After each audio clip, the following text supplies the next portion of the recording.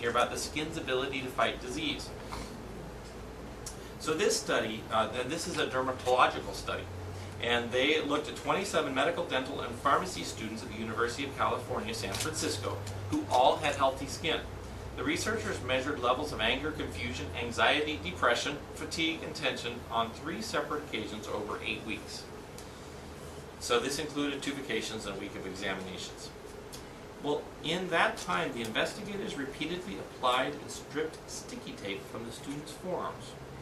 The researchers then measured how quickly the participant's skin recovered its ability to essentially breathe properly.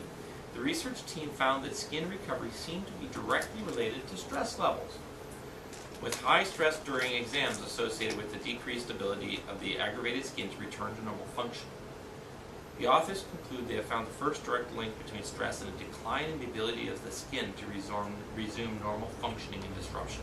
So isn't that kind of interesting? Using something like looking at the skin of people who are under stress, or, I mean, we could do, your hair falling out, you mean? No, after this all happened. Yes, what happened? I went to my beautician and she said, gotta knock it off, your hair, I can feel it in your hair. Thinning. Isn't no, that, just what's stress. happening? It was getting crunchy. Just by the stress of having lost these people. Isn't that interesting? So our bodies manifest in fascinating ways, and so we need to understand that if we are putting ourselves, or if stress is happening in our lives, and we haven't figured out a way to dissipate that, then it's going to be a problem for us. All right. Kind of as I wanted to talk about this, about stress in the bones, because this is something I've been thinking about a lot, because you know I show people x-rays. And what are the things that we see happening in bones of people's backs? We see disintegration, don't we? We see the disc collapse, and we see bones burst forming. And so this is an article, one of the early articles, I don't even know what year this was, but subluxation produced pathological stress formations on the anterior vertebral body and the cervicals. So this was an article, and one of the first ones that caused me to change how I practice. Because if you think for the first 11 years of my practice, I practiced like my dad, who would, if you went to the average chiropractor, where lay on the low back and you twist, and then you cross your arms and lay on your back and twist the neck. That's how I'd say most chiropractors practice that way, at least in this area of the country. And so that's how I practiced, how my dad practiced. It was how we were taught going to chiropractic college. You know, that was what I knew. I was real comfortable with it.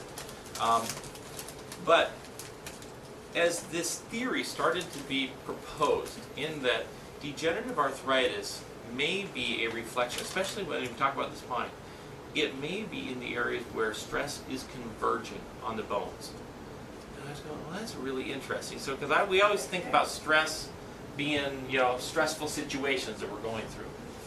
Well, each of our bodies experiencing stress, and how does our body react to it, right? Isn't that kind of an interesting question to ask?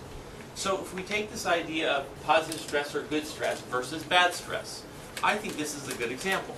Because how does the bone increase its density? Your bones increase density by being pounded. So let's say you start jogging or running or something like that. What's the bone density going to do in your body? It's going to increase. Your body will dump more bone in there.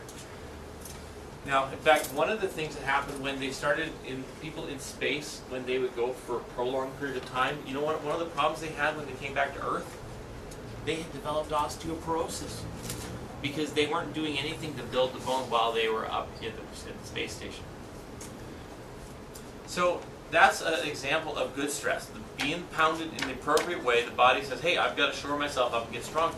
Now, what happens when the stress lines converge? What happens when you don't have a normal curve, or the head's too far forward, and you start to introduce stress forces on those bones and the joints? What's going to happen?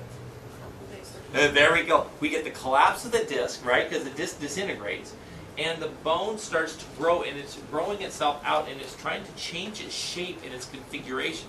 So if we think about arthritis, it is a response of your bones to stress, right?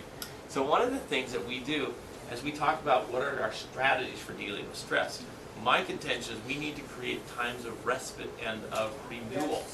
Do you realize that we can use the traction device to not only address the stress in our lives, because it forces us to take like 20 minutes of our day and we take that stress off those bones in the neck. You see that this is, we're really addressing a very profound way. Now, most medical doctors will never suggest this, right? You understand that's why you have to go to chiropractic. But we start thinking about, wait a minute, if your body is experiencing stress within the structure, if we can do things that take away the stress there, plus we're doing simultaneously with our mind and our spirits. And in fact, you could pray while you realize if you really, so this is what I want from each one of you guys to start thinking about. Are there people weighing on your heart that if you will use the time to traction when you're laying there, everything's quiet, you could actually use that as time of prayer.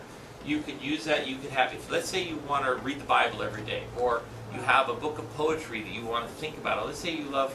Or you get 30 minutes just to yourself. Yes, exactly. So let's think about how do we use our tractioning time really as restorative time, right? That's going to be a really important thing for each one of us. Now, so techniques. These are some ideas that I think we need to consider. All right. For first of all, would be getting adjusted, right? So if you're not getting adjusted, I mean that should really be. If we start thinking about what are the things that will help my body function more smoothly with less stress, because I can't tell you how many people more sleep. Yeah, you'll get more sleep if your nerve system is in better condition. How many people, when we adjust them, they just want to lay there on the table? They have this sense. Because we can't move. Well, now, Audrey, some people could move. Yes. It's true. Sometimes. Sometimes it is a little bit sore. You know, I know. But you've got to get these things cleared out. If we don't do them and they're still in your body, and you leave, and it's going to be a wreck. You know. So anyhow, so that would be. So I would say the number one thing would be adjustment. So if you're talking to your friends, for instance, and they haven't thought about getting adjusted, talk to them about the nerve system and getting that nerve system efficiency increasing. Because if it's not efficient, then it's not going to, I mean, their body is just going to be a jumble. And it doesn't matter how much stress reduction techniques they utilize. If they haven't opened up the nerve flow in their body, it won't work. All right. So another thing would be deep breathing. And these are kind of, yeah. They are very deep breathing. You can do anywhere. Yes. Anywhere. And this is what, for me, the reason, and I'll tell you when I'm driving in my car, that you'll notice I go here. Because what I've realized is, our diaphragm, has anyone sung?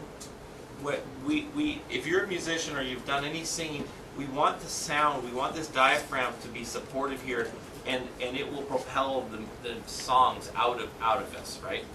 Well, when we're stressed, we don't take deep breaths, we take shallow breaths. All right? Now, girls and boys do it a little bit differently. Men, we tend to be chest breathers. We're comfortable with that, you know, that sort of thing.